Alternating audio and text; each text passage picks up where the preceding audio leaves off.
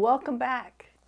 We talked about this quilt a while back when we were assembling it and making decisions about fabrics and design.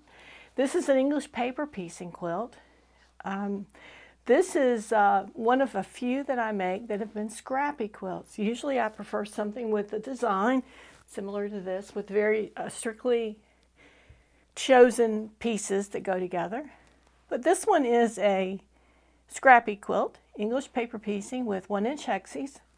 And when we talked about it before, we were talking about how we were designing this diamond shape within the quilt and how we were using the dark gray as the divider between these shapes, kind of like a sashing, so to speak. And since we talked before, I have completed this quilt, and I wanted to talk a little bit today about how I put it all together and finished it up.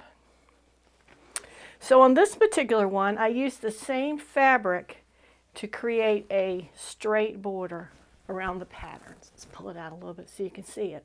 So you can see that the hexies went to here. They were 1 hexie greater than the design. And then I used a single piece of fabric going along each edge to create a border. So now we have a straight edge. And then I used a similar fabric, a lighter gray, for the full backing. This particular one doesn't have any design on the back, it's just a plain piece. And I'll talk a little bit about why I did that in just a moment. This particular one, I used a separate fabric. This is a bias.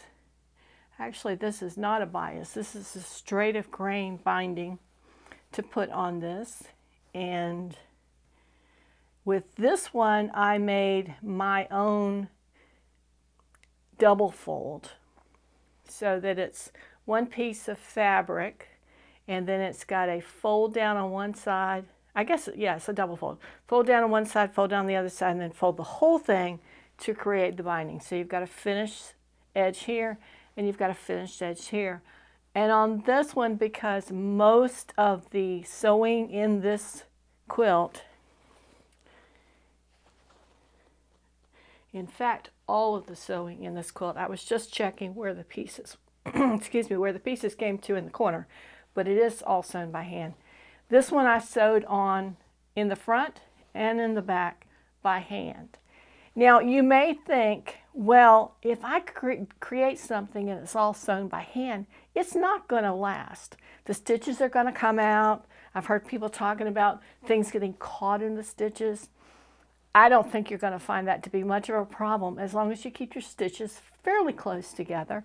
And I would say something about 1/8 of an inch, no more than 1/4 of an inch. If you get bigger than 1/4 of an inch, then you're going to have enough play in it so that something could get in there under that stitch. But usually that's not the case. This particular quilt we use every single day. It's been washed numerous times, as you can tell from the lovely crinkleness of it, the softness of it, the crinkliness of the fabric. To me, that's what makes it really comfy to cover up with, is the fact that it's used a lot and it has that puffiness that holds in air in with the batting, and it makes it just a little bit warmer, I think. Now, why did I use a single piece for the back?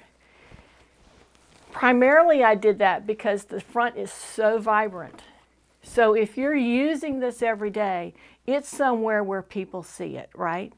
And there may be a time that you don't want people to see it. It may not go with your decor. You may have a more formal event that you don't want to really put it away, but you don't want it on display either.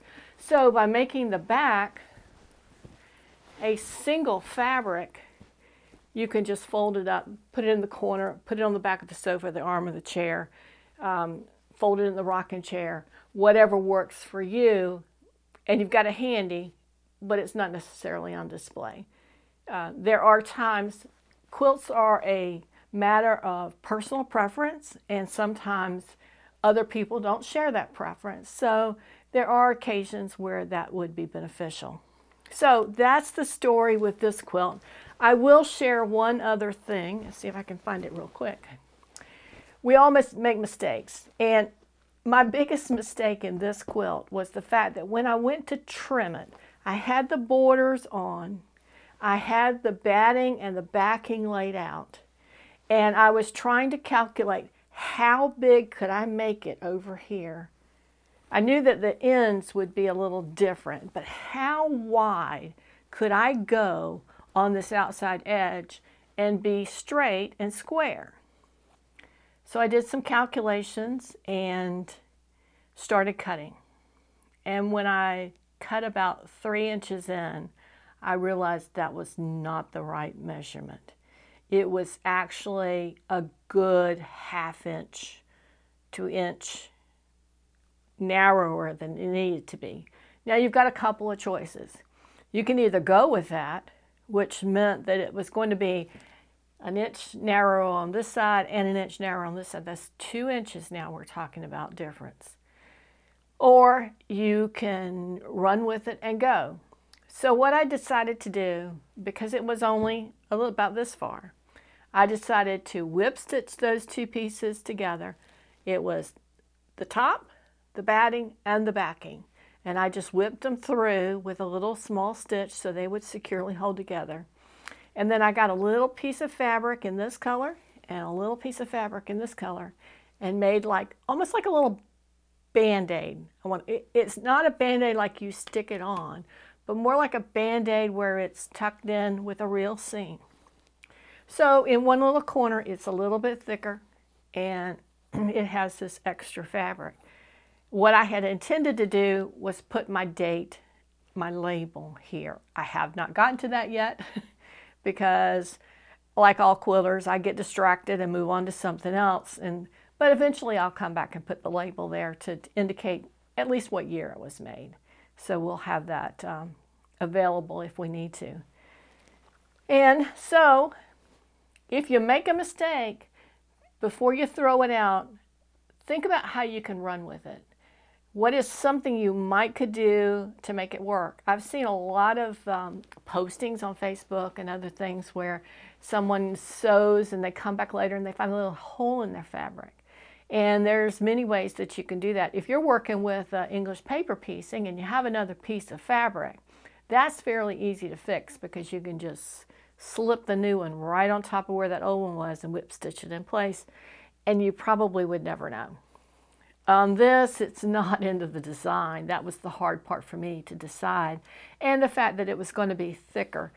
But in reality, I don't think it matters one bit because this is not a quilt that's going to show. It's not a quilt that's being judged or photographed or any type of publicity purposes. This is a quilt to use, like most of your quilts will be quilts to use. Most of my quilts are quilts to use. We want them to look nice, but after putting all this work into it, I'm not ripping it out for one little piece. So that was my solution to this little problem.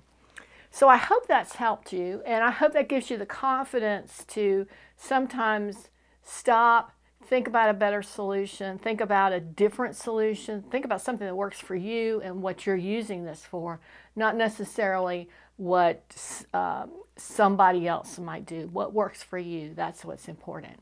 And as always, these are the things that work for me and the way that I do things, the things that I've learned doing quilts, little tips and tricks that might make it better for all of us and more enjoyable for us.